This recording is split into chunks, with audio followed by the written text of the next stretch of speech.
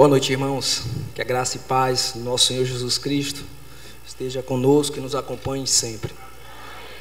Irmãos, caiu sobre mim a responsabilidade de trazer uma mensagem, ou não, porque uma meditação na Sagrada Escritura. Nós, como servos do Senhor, não podemos dizer não à convocação do nosso Senhor. Então, deixando de lado toda a nossa fragilidade e nossas dificuldades, nós vamos sim poder meditar, abrir a palavra e meditar essa noite nas Escrituras e poder dela tirar aplicações e lições para as nossas vidas.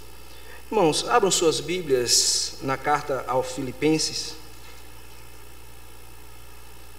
Filipenses 4, o texto será de Filipenses 4, do 4 ao 13, estaremos meditando essa noite na carta aos Filipenses,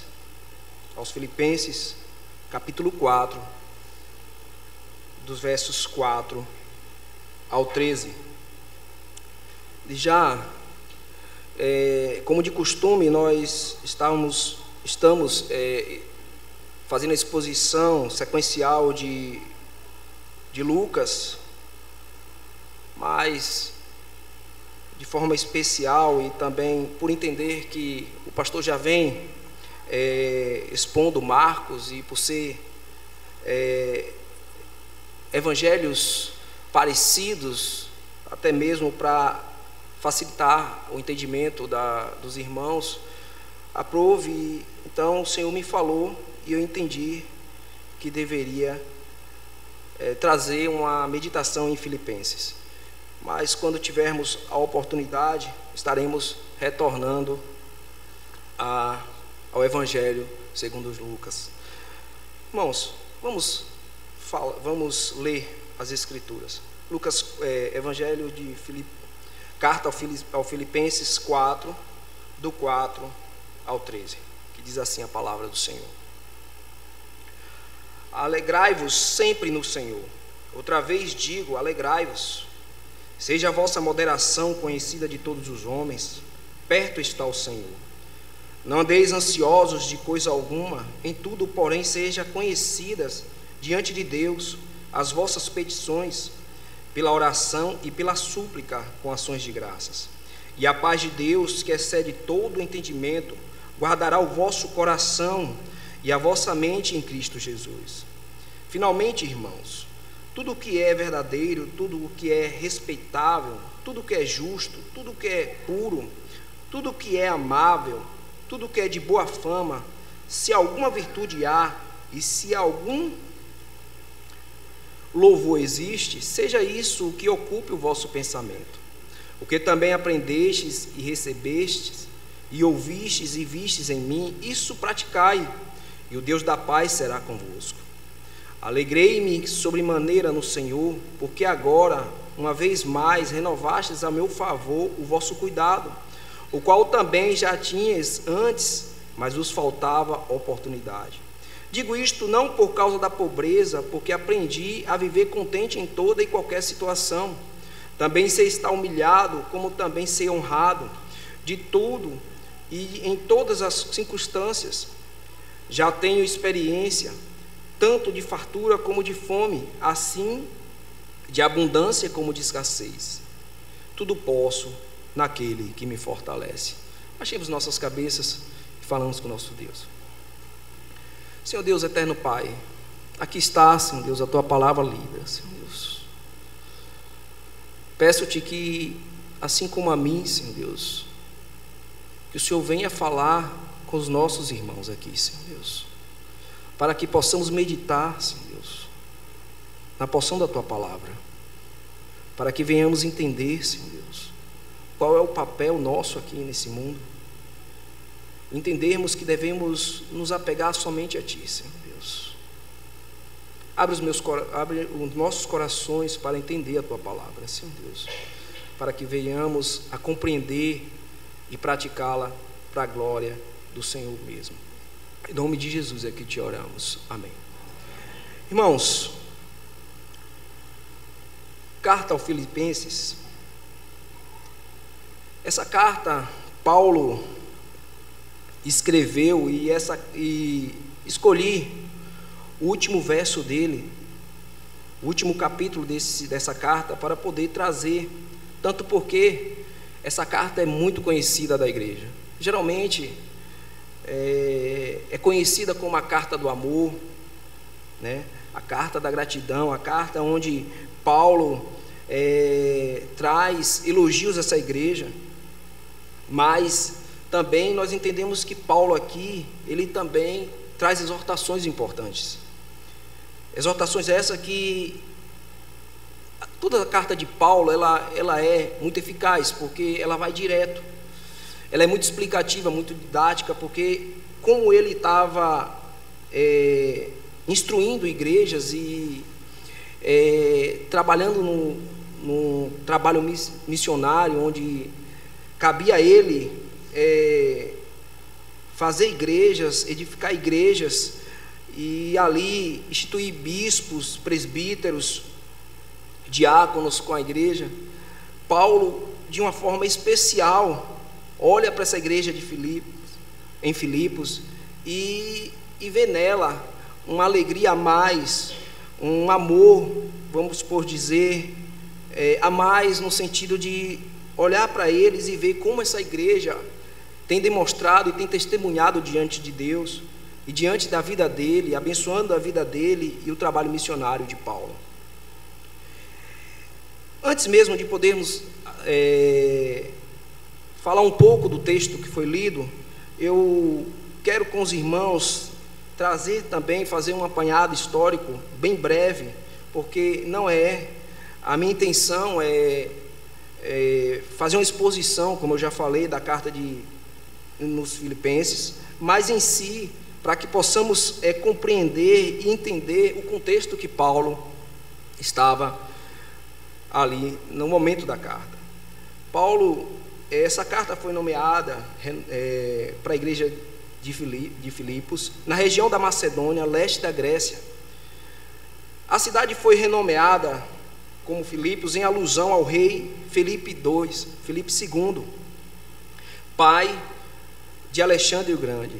Acredito que todo mundo pode não ter ouvido falar de Filipe II, mas com certeza Alexandre o Grande todos conhecem. Foi um imperador onde conquistou uma boa parte do mundo civilizado naquele momento.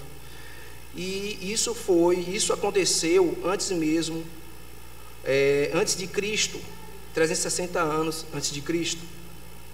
Mas como todo império que surge, também cai. O único império que permanece e permanecerá para sempre é o império de Cristo, o seu senhorio. E assim como Alexandre um dia caiu, aprove ao Senhor levantar os romanos para que no tempo propício, esse propício, por conta que também foi nesse império, na paz, podemos bem dizer que esse império trouxe, Cristo Jesus nasceu. Cristo Jesus pôde pregar e pôde trazer e fazer a sua obra. E com isso, essa cidade que se encontra na Grécia, foi conquistada pelo Império Romano. E com isso, essa cidade, ela se tornou uma colônia grego-romana, podemos bem dizer assim, onde os romanos, toda a cidade, ela é comum em seus feitos. Porém, uma cidade que era considerada pelo Império Romano como colônia, era uma cidade privilegiada. Ali em Filipos,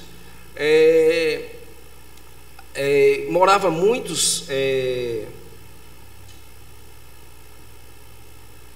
soldados aposentados, e aquilo ali fazia de uma importância muito grande para a cidade, onde muitos cidadãos romanos podiam estar ali, e ali tinha segurança, tinha progresso, e tudo podia vir a acontecer de bom, podemos bem dizer assim, na cidade. A data e ocasião da carta, provavelmente Paulo escreveu a carta enquanto estava preso em Roma, conforme, se os irmãos puderem, em suas casas, lerem Atos, capítulo 28, provavelmente naquele momento, ao findar daqueles 2 anos, Paulo escreve, assim como também escreve para outras igrejas também, naqueles pontos. Então, provavelmente essa carta ela foi escrita por volta de 61 a 63 depois de Cristo. Quais foram os propósitos dessa carta? Eu aqui destaquei alguns, teve muitos. Dentre os que eu estudei, muitos propósitos, muitas coisas boas que Paulo conseguiu colocar e descrever nessas cartas. Mas aqui eu destaquei algumas. Paulo escreveu essa carta por amar muito a igreja. É tanto que nesta carta Paulo expressa sua alegria e gratidão por ver neles, os filipenses, o temor ao evangelho, não só em palavras, mas em ações. Se os irmãos lerem em casa, é uma carta de 4 capítulos, provavelmente em meia hora, os irmãos lerão e verão como Paulo, ele demonstra alegria, ao ponto de demonstrar toda a igreja edificada, toda a igreja sendo instituída, e ali feita, e ele logo no início, ele expõe e traz o nome de Timóteo, também como um pastor auxiliar, que estava ali com ele, nas algemas, e ele destina aos santos, ele tanto ama, que ele diz assim, aos santos que estão, os santos e os bispos, que serão os mesmos presbíteros, que tem o mesmo sentido. Por quê? Bispos, nós entendemos que são tem uma conotação grega para supervisores. Presbítero tem uma conotação judaica para anciãos, ou seja, a mesma coisa, supervisores, pastores do rebanho de Cristo. E isso Paulo, com muita alegria, escreve e demonstra que os filipenses, eles têm tido e têm demonstrado não só em atos, em palavras, mas em ações, ao ponto de demonstrar um amor muito grande pela obra missionária ali, naquela comunidade. 2, Paulo exemplifica a humildade de Cristo e aconselha aos irmãos em Filipos a terem o mesmo exemplo de Cristo em sua humilhação, conforme podemos conferir depois também no capítulo 2, do 6 ao 11. Ali Paulo, esse capítulo importante, onde Paulo ele demonstra que Cristo, mesmo sendo Deus, subsistindo, veio e se humilhou ao ponto de submeter-se à criatura, sendo ele o Criador, ao ponto de demonstrar ele amor pelos seus, ao ponto de passar pela humilhação, de encarnar e ser subjugado pelas suas criaturas. Então Paulo demonstra isso ao ponto quando Paulo compara que que exemplifica a humildade de Cristo e aconselha aos irmãos de Filipos a imitar Cristo. 3, Paulo traz à igreja uma recomendação no que se refere aos falsos mestres que pregavam a obediência à lei como meio também de salvação, ao ponto de compará-los como cães. Vocês podem ver e pesquisar depois no capítulo 3, o 2. Esses falsos mestres incentivavam a igreja a confiar em si mesmos e não em Cristo. E com isso Paulo vai exortando a igreja também, trazendo o regozijo, a alegria, mas também exortando a igreja em alguns pontos onde a igreja precisava. E antes mesmo de podermos adentrar aos versos que iremos meditar, antes mesmo, alguns versos antes, Paulo trata de uma dificuldade que tinha entre as irmãs, 2 irmãs queridas, onde o próprio Paulo diz que que elas foram muito companheiras na sua obra, citando elas por nomes e também citando outros, e dizendo que e falando como essas pessoas são importantes. Então mostra que mesmo a igreja tendo todos os elogios que Paulo poderia dar, Paulo sim mostrando que a igreja não era perfeita, ela tinha erros e precisavam ser sim tratados, aconselhando as irmãs a fazerem suas pazes e viverem em comunhão em Cristo assim, porque Cristo não chamou elas para a disserção, e de sim para viverem em comunhão. E assim, logo após o 4, aí assim nós podemos, a partir do 4, do capítulo 4, os versos 4, Paulo diz assim: alegrai-vos sempre no Senhor. Outra vez digo, alegrai-vos. Veja, Paulo ele trata e exorta a igreja a estarem felizes e contentes, chamando aos irmãos a se alegrarem. Veja, nós temos todos os motivos para vivermos felizes e alegres. E isso Paulo, tendo essa consciência, chama os irmãos a se alegrarem pela graça que foi alcançada na vida deles. Paulo exorta a igreja a estarem felizes, contentes, pois a condição que a igreja naquela época se encontrava era de constante perigo, de tribulações, ameaças e tristezas. Paulo sabia pela sua experiência como era viver com tais dificuldades. Meus irmãos, o que é que Paulo traz? Os comentaristas dizem que a perseguição ao evangelho era muito grande naquela época, mesmo as igrejas tendo o privilégio, mas mesmo elas estando ali no meio onde tinha uma determinada paz, mas essa paz se perdia porque a igreja pregava Cristo, pregava o pecado, pregava o arrependimento, pregava Cristo como o Senhor e Rei, e com isso, automaticamente as perseguições se alastravam, tanto fora quanto dentro da igreja. E Paulo traz essa ideia e incentiva os irmãos a se alegrarem, pela graça de serem feitos, de terem o privilégio de serem até mesmo escolhidos e serem mártires pela fé evangélica. O verso 5, Paulo diz: seja a vossa moderação conhecida de todos os homens, perto está o Senhor.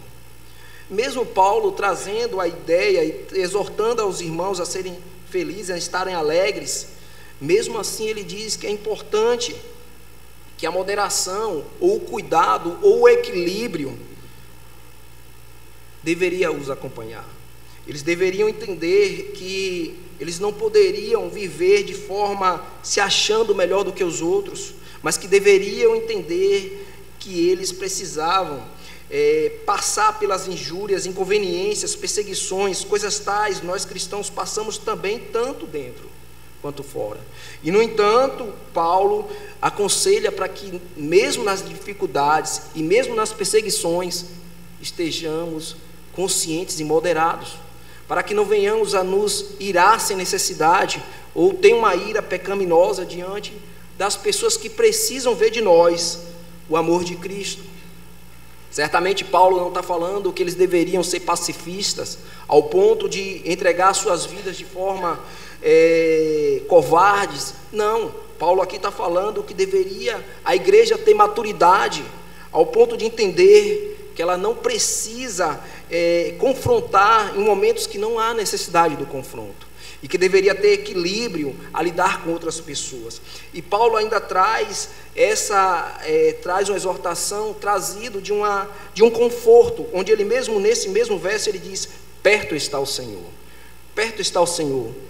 Muitas vezes, talvez, se você ler, talvez você não imagine o que Paulo estava querendo dizer, quando ele estava falando que a nossa moderação seja conhecida de todos os homens, mas a perseguição era grande, as dificuldades eram grandes, muitos perseguiam e muitos os ultrajavam aqueles crentes, e os crentes muitas vezes poderiam se sentir solitários ou desamparados, e Paulo diz o seguinte: perto está o Senhor.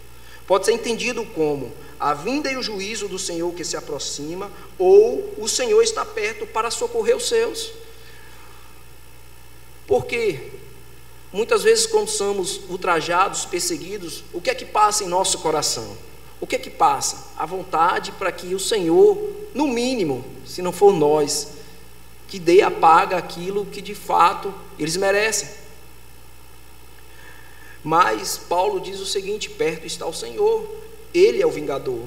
E se acaso isso acontecer, que o Senhor está posto, e um dia o Senhor irá julgar cada pessoa conforme as suas obras. Devemos descansar no Senhor e entender também que o Senhor está perto para nos socorrer nos momentos de dificuldade.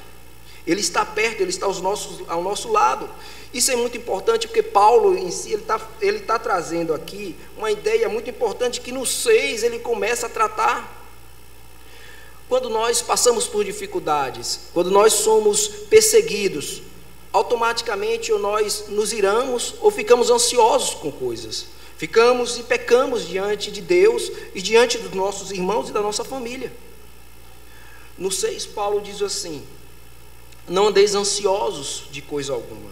Em tudo, porém, sejam conhecidas diante de Deus as vossas petições, pela oração e pela súplica com ações de graças.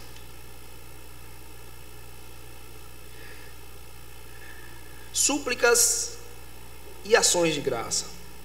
A ideia é sempre pedir e agradecer. Quando Paulo trata dessa questão da ansiedade, isso eu posso dizer por mim, que sou às vezes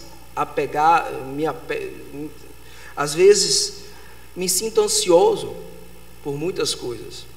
E acredito que isso não é uma dificuldade, uma fraqueza ou um pecado só meu. Há estudos que dizem que a ansiedade hoje é a doença do século. A doença onde faz com que pessoas que têm tudo não têm nada.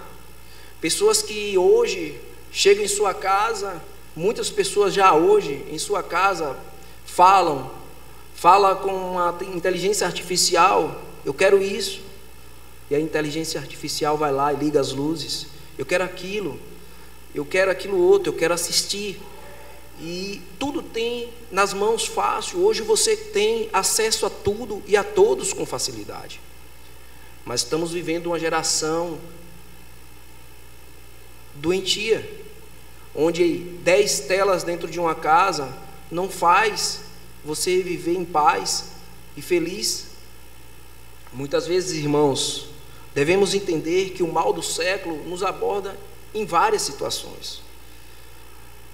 Muitas vezes, quando queremos algo e não temos, quando nós fazemos planos que estão além das nossas forças, e muitas vezes, muitos, se brincar, já fizeram todos os seus planos até a sua morte. E com isso, somos tendenciosos a ser ansiosos. Uma certa vez, quando jovem, passava por alguma dificuldade, e nessa dificuldade fui apanhado com uma ansiedade que praticamente me levou a viver sobre remédios. Isso quando jovem. E aí, sendo acompanhado por médicos e psicólogos, fui perceber que era uma falta de confiança em Deus. E logo após, na minha adolescência, o Senhor falou e eu compreendi e tudo se passou. Devemos confiar no Senhor. Devemos entender que essas coisas que acontecem conosco é para provar, era para exercitarmos as nossas vidas e a nossa fé diante de Deus. Devemos compreender que não devemos viver ansiosos, porque temos Deus em nossas vidas. E eu peço, irmãos, que os irmãos abram suas Bíblias, tanto porque é importante ler esse texto. Assim que eu estava estudando esse texto e chegou nesse 6º verso, logo lembrei do que Cristo, Paulo não está trazendo nada novo aqui. Abram suas Bíblias em Mateus 6. Mateus 6.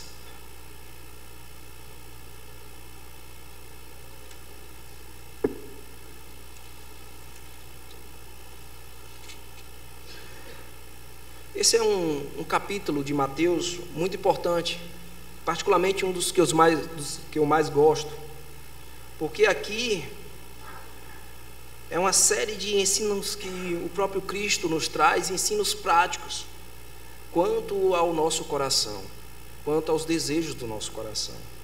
E bem antes mesmo de lermos a partir do 25, o Senhor, no 9, o Senhor Jesus, Ele nos ensina a orar. Então, é importante lembrarmos que a arma mais importante para podermos orar, ou para podermos vencer a ansiedade, ou vencer essa preocupação desnecessária, é a oração. E o próprio Cristo, após nos ensinar a orar, Ele vem trazendo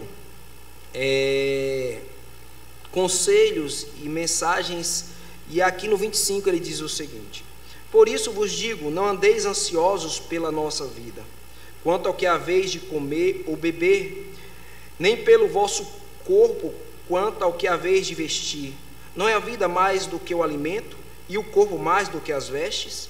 Observai as aves do céu, não semeiam, não colhem, nem ajuntam em celeiros, contudo vosso Pai Celeste as sustenta.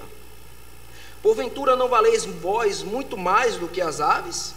Qual de vós, por ansioso que esteja, pode acrescentar um côvado ao curso da sua vida? E por que andais ansiosos quanto ao vestuário? Considerai como cresce os lírios do campo, eles não trabalham nem fiam. Eu, contudo, vos afirmo que nem Salomão, em toda a sua glória, se vestiu como qualquer um deles. Ora, se Deus veste assim a erva do campo, que hoje existe e amanhã é lançada no forno, quanto mais a vós, vós outros homens de pequena fé.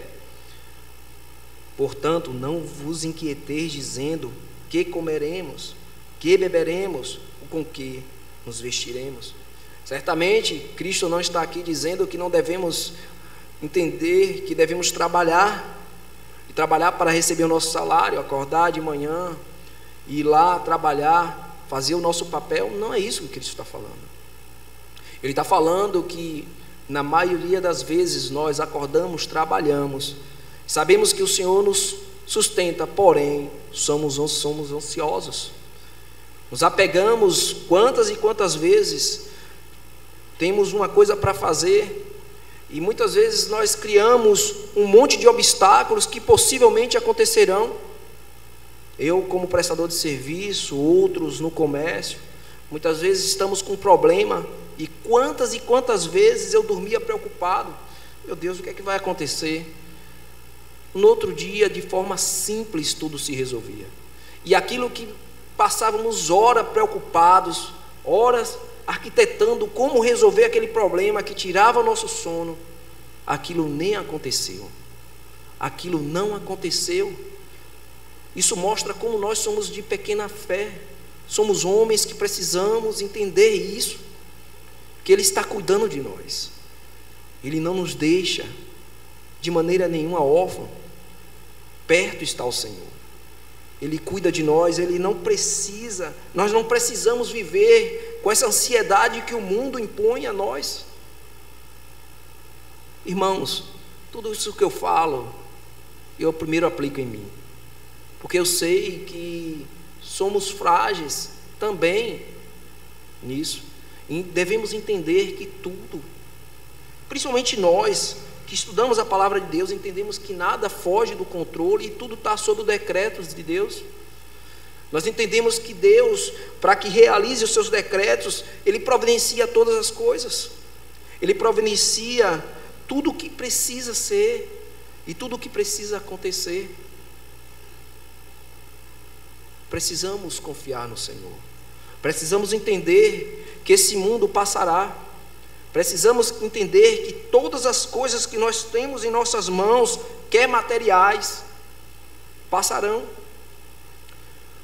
Quantas coisas nós nos preocupamos em comprá-las, e muitas vezes nós, andando dentro da nossa casa, olhamos elas nos cantos, aquilo tomou nosso tempo, aquilo tomou a nossa preocupação, E quando olhamos elas nos cantos, nós não olhamos e não analisamos e não meditamos sobre essas coisas. Muitas vezes estamos apegados a novos planos, a novas compras, e muitas vezes não damos importância àquilo que de fato é importante.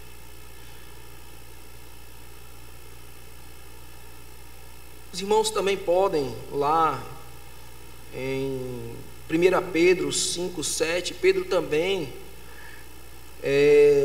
nos traz esse consolo, também dizendo que não devemos viver ansiosos. O rei Davi também, no Salmo 60:11, também nos diz isso, não devemos viver preocupados de forma demasiada. O 7 aqui, que é a continuação do que Paulo está trazendo do 6, ele diz o seguinte: e a paz de Deus, que excede todo o entendimento, guardará o vosso coração e a vossa mente em Cristo Jesus. Isso é importante também. Quantas vezes nós nos apegamos, nós somos atribulados, e sabe uma das coisas que nos trava, eu falo isso por mim, quando somos atribulados, somos perseguidos, ou nos pegamos preocupados com algo, muitas vezes nós sabemos que o caminho é a oração, nós temos consciência que o caminho é a oração, mas algo nos prende, algo nos impede de dobrar os nossos joelhos diante do Senhor, de falar com Ele, de entregar as nossas vidas a Ele e descansar no Senhor. Irmãos, devemos compreender isso e devemos, como crentes, dedicar as nossas vidas em oração ao Senhor. Se fizermos isso, certamente não teremos ansiedade ao ponto de não dormirmos, ao ponto de vivermos preocupados demasiadamente. E nós podemos entender isso porque Paulo, ele nos aconselha isso, e Cristo foi um homem de oração. Sendo ele Deus, ele precisaria orar? Ele precisaria sair, deixar o povo à parte, chamar alguns dos seus discípulos e orar? Ele não precisaria fazer isso. Ele não precisava fazer isso. Mas ele fez isso para demonstrar que ele precisava demonstrar a comunhão dele com o Pai. E nós, como seguidores de Cristo, somos conhecidos como cristãos, devemos entender isso. E devemos ser pessoas que buscam a Deus. Quantas vezes me peguei, quantas noites perdi ansioso com alguma coisa, e das poucas vezes que orei, joguei todo aquele fardo nas costas do meu Senhor Jesus Cristo, pude dormir e descansar em paz. E Ele, à noite enquanto eu dormia, tudo Ele providenciava, assim como Ele providenciou as vestes para os lírios, a comida para os pássaros. Devemos compreender isso. A mensagem não é nada demais, não é nada extraordinário. A mensagem é que devemos confiar no Senhor, nos momentos de alegria, nos momentos de tribulação, nos momentos de perseguição, nos momentos também onde há choro, nos momentos onde também, poucas das vezes, quando estamos felizes, ou comemorando algo, ou viajando, pouco lembramos de orar. Devemos compreender isso, irmãos. Se quisermos viver em paz em Cristo, se quisermos estar livres desse fardo que é essa preocupação excessiva com o futuro, precisamos exercitar-nos na oração, na leitura e na oração. Precisamos fazer isso, porque nós precisamos entender que não somos filhos avulsos do nosso Pai. E a oração é um mandamento, é uma ordenança do Senhor.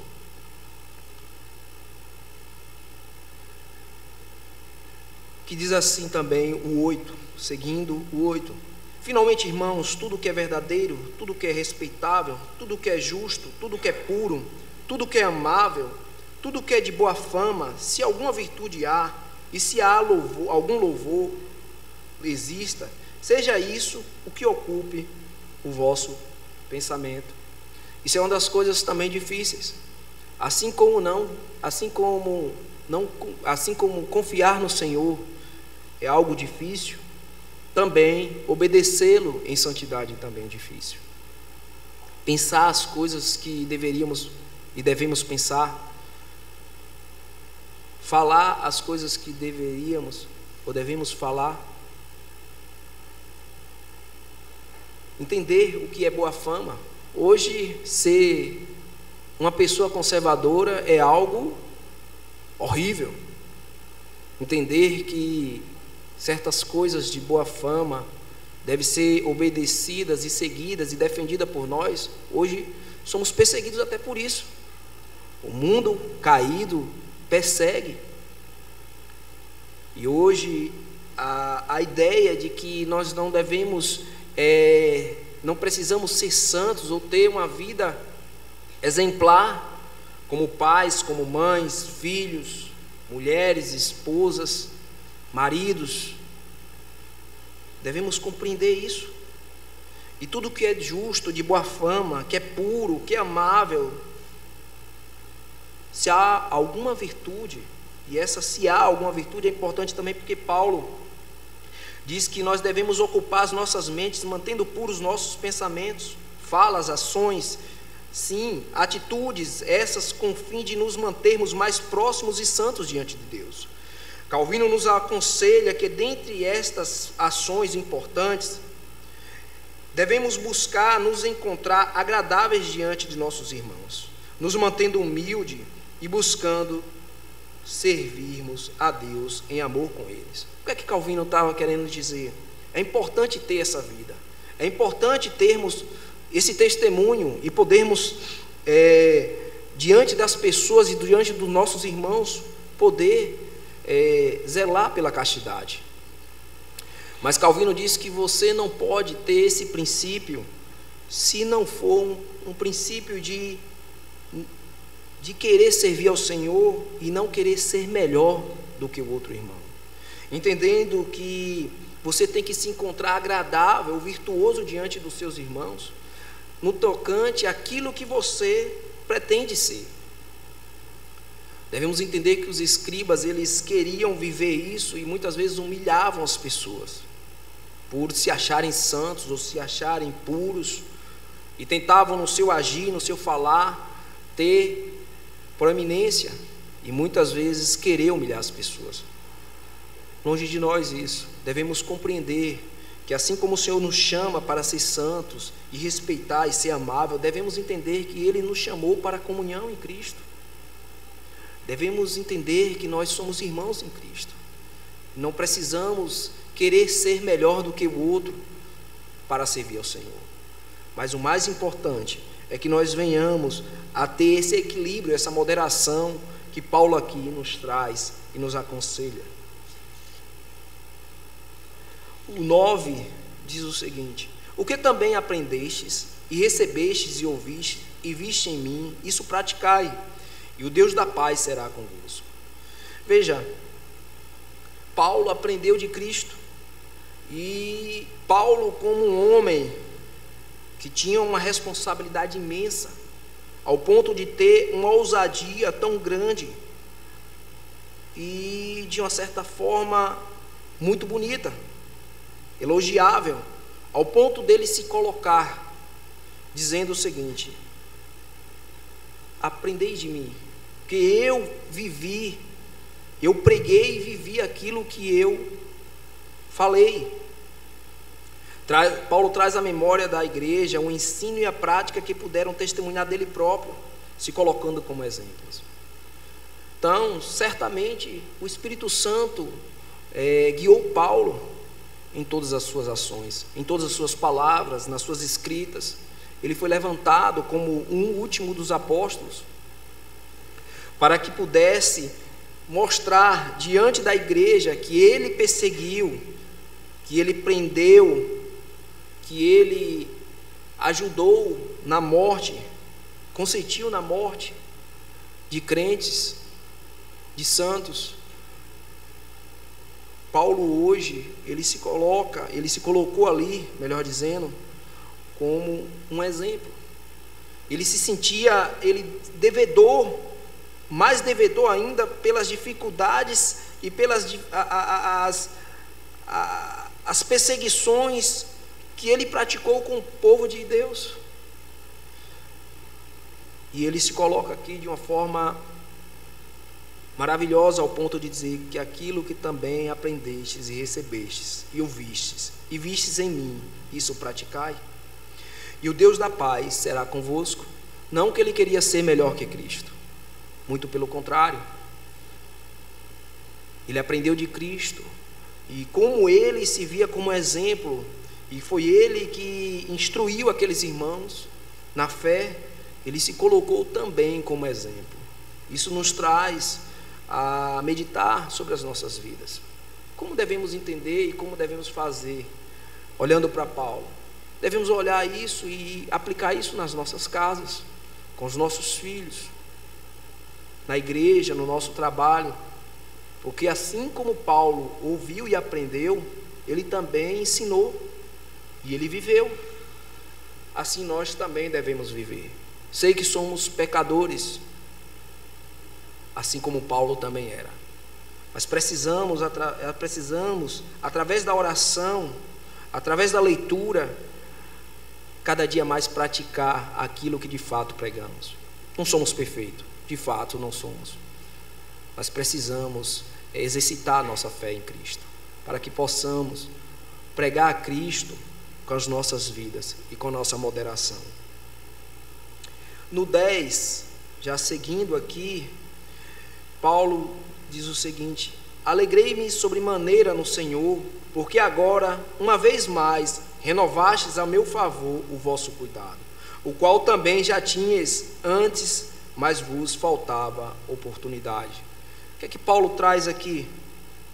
Paulo, diante da carta, se os irmãos lerem a carta, vão ver que Paulo estava tratando também das ofertas, da ajuda, tanto financeira quanto de orações, em oração dos próprios irmãos. E Paulo, mais uma vez, e se os irmãos leem a carta, repito, façam isso em suas casas, Paulo demonstra satisfação não pelas ofertas, só pelo dinheiro em si, mas por ver nos irmãos essa alegria, esse temor em querer sustentar a obra do Senhor. Certamente, a obra do Senhor, o reino de Deus, tem que ser sustentado de forma financeira pela igreja. E aqui está uma prova, uma demonstração, onde um espírito missionário, quando o Espírito trata os nossos corações, nós também desenvolvemos esse espírito, essa vontade de querer sustentar a obra, de querer manter, e é um privilégio da parte nossa de poder sermos, nesse presente século, os responsáveis pela propagação do Evangelho. É importantíssimo isso. Devemos entender e nos alegrar. Nada nos falta, assim como não faltou para esses irmãos. Não falta a nossa comida, a nossa bebida. Deus nos dá muito mais do que precisamos, do que de fato precisamos. E precisamos entender que a obra do Senhor precisa ser contínua, pregada tanto aqui quanto no Brasil e nos confins da terra. Devemos meditar também nessas questões. 11. Digo isto não por causa da pobreza, porque aprendi a viver contente em toda e qualquer situação. Tanto sei estar humilhado, o 12. Tanto sei estar humilhado, como também sei honrado. De tudo e em todas as circunstâncias já tenho experiência, tanto de fartura como de fome, assim de abundância como de escassez. Há um ditado que diz que tudo que sobe um dia desce, e tudo que podemos ter hoje poderemos não ter amanhã. Então, se vivermos confiantes ou ansiosos por essas questões que são frívolas, que são passageiras, poderemos ser pegos também sem nada. E aqui Paulo, ele tem uma demonstração e um testemunho claro. Sei que tem irmãos aqui que sofreram. Estamos no século de transição, estamos na década da transição, onde nós vemos irmãos, companheiros, pessoas que já considero um pouco velhos ou experientes, que saíram da extrema pobreza ou de uma pobreza significativa, e hoje estamos presenciando filhos que têm tudo, que não sabem o que é faltar as coisas.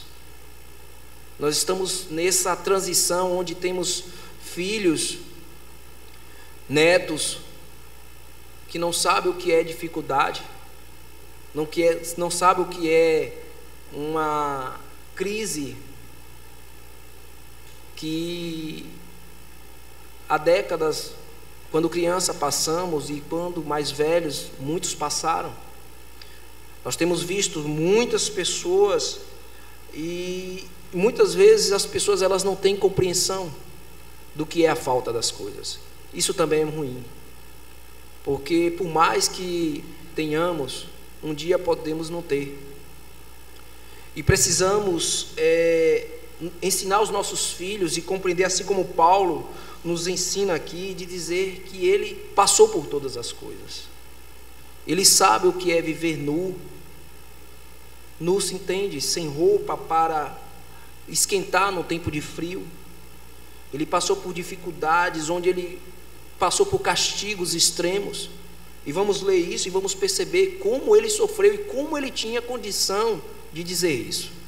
Ele poderia, Paulo, ele certamente antes dele ser comissionado por Cristo, ele vivia bem. Ele era um judeu que tinha cidadania romana, e com isso Paulo ele viveu sobre o ensino de um tutor. Ele teve tudo o que precisava ter para ser o homem acadêmico, inteligente que é. Mas depois que ele abriu mão, ele considerou todas as coisas inúteis e começou a seguir a Cristo. Ele começou a ser perseguido.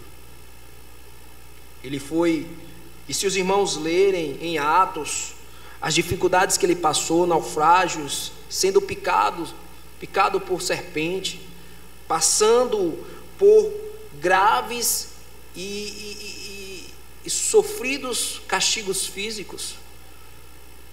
Ele passou por todas essas questões, ao ponto dele não usar um jargão simplesmente por usar, como nós podemos ver isso em casas, em carros, né? em imagens no nosso computador, no nosso celular, onde diz assim: tudo posso naquele que me fortalece.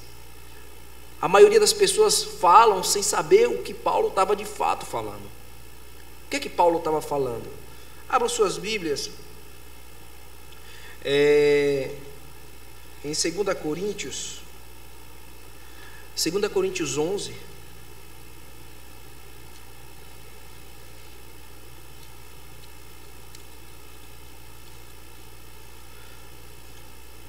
Paulo aqui dando um testemunho do seu sofrimento. E os irmãos vejam com atenção que ele não fala isso só por boca. Ele viveu todos esses sofrimentos na carne. 2 Coríntios 11, do 23 ao 31.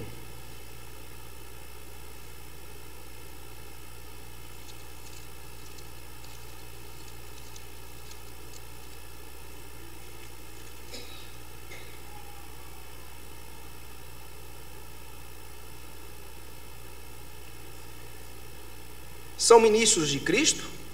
Falo como fora de mim, eu ainda mais. Eu em trabalhos muito mais em prisões, em açoites sem medida, em perigos de morte, muitas vezes. 5 vezes recebi dos judeus uma quarentena de açoites menos um. Fui 3 vezes fustigado com varas, uma vez apedrejado, em naufrágio 3 vezes. Uma noite e um dia passei na voragem do mar, em jornadas muitas vezes, em perigos de rios, em perigos de salteadores, em perigos entre patrícios, em perigos entre gentios, em perigo na cidade e em perigo no deserto, em perigos no mar, em perigos entre falsos irmãos, em trabalhos e fadigas, em vigílias muitas vezes, em fome e sede, em jejuns muitas vezes, em frio e nudez. Além das coisas exteriores, há o que pesa sobre mim diariamente, a preocupação com todas as igrejas, que enfraquece, que também eu não enfraqueça, quem se escandaliza, que eu não me inflame. Se tenho de gloriar-me, gloriar-me-ei no que diz respeito à minha fraqueza. O Deus e Pai do Senhor Jesus, que é eternamente bendito, sabe que não minto. Então veja, talvez os irmãos não consigam imaginar esse sofrimento em alguns capítulos que em 1 minuto você lê. Mas quando ele trata disso, ele está citando uma vida de sofrimento, ou um período da sua vida de sofrimento. Açoites, esse que ele passou, onde ele recebia 39 açoites e depois reiniciava tudo de novo 3 vezes consecutivas. Mar, sofrimentos e ainda falsidade entre irmãos.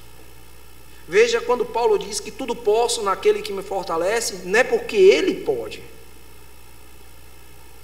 é porque ele entendia que diante da vida difícil que ele estava passando, ele poderia gloriar-se em Deus. Devemos entender isso, irmãos. Entender e aplicar em nossas vidas, porque certamente ainda não estamos sendo perseguidos ao ponto de sermos presos, fustigados, tirado de nós as coisas que nós temos. Certamente ainda não. Ou talvez nesse século, ou talvez nessa década não passaremos, talvez. Mas temos visto muitos irmãos passando. Os dias têm ficado difíceis. Agora mesmo o presidente eleito dos Estados Unidos assinou uma ordem de soltura para vários cristãos que estavam sendo indiciados, ou muitos já tinham sido presos, por orarem do lado de fora, na rua, em frente à clínica de aborto. Certamente os irmãos não sabem disso. Esses irmãos, eles estavam sendo perseguidos e indiciados e presos pelo governo anterior, e o Senhor dá um alívio, um bálsamo a esses irmãos, onde uma canetada, onde alguém que assinou uma ordem os livrou. E uma ordem que os livrou, a mesma caneta é que prende também. Devemos lembrar disso. Lembrar das aflições que cada irmão aqui passou. Lembrar de que tudo que nós temos pode ser perdido assim, pode ser confiscado. E devemos aproveitar tudo que Deus nos dá nesse presente século, mas sempre lembrar que não somos daqui. E que Cristo, na sua grandiosidade, no seu amor infinito, deu a sua vida por nós. E nos deu condição de podermos, mesmo defendendo a fé, e mesmo apontando o pecado e o erro, e a quebra dos mandamentos, Ele nos disse que estaria conosco.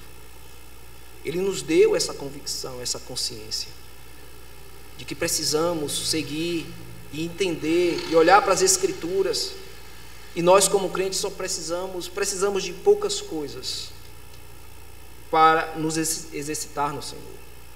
Uma delas é a leitura da palavra. Devemos olhar por esse meio de graça e aproveitar, e devemos ler com amor, convictos e esperançosos que um dia estaremos com Cristo e longe desse corpo corruptível, desse corpo que nos traz tanta tristeza em pecar ao nosso Deus. Duas breves aplicações que aqui eu relacionei, mas são óbvias nessa carta. Se os irmãos verem, certamente os irmãos compreenderão que devemos a tudo buscar nos policiar em nossos pensamentos, palavras, ações, para alcançar uma vida santa diante do Senhor, para a glória dele.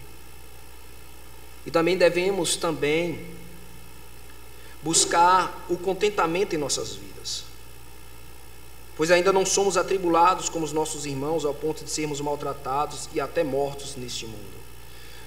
Devemos lembrar que na nossa oração tem que ter duas coisas importantes. Devemos pedir e descansar no Senhor, e devemos sempre ter um coração grato. Sempre é importante. Por isso que em toda oração é importante lembrar da graça do Senhor em nossas vidas, trazer um coração grato, porque mesmo que venhamos a pedir ao Senhor algo, mesmo que Ele não nos dê, devemos ser gratos, devemos nos manter gratos, porque nós não merecemos nada. Muito nessa mesma hora já partiu, não pôde se despedir dos seus filhos, não pôde dar um adeus às pessoas que eles amavam, e nós estamos aqui. E por que estamos aqui? Devemos entender que precisamos buscar a Deus, devemos ter comunhão com o Senhor. Ele está à porta, e devemos compreender e nos preparar para nos encontrar com Ele, que não devemos viver ansiosos, e se tivermos que ser ansiosos, que sejamos ansiosos pela vinda dEle. Maranata, que a vinda dEle seja hoje, assim seremos salvos, seremos arrebatados em glória para estarmos com Cristo e livre do pecado. Amém?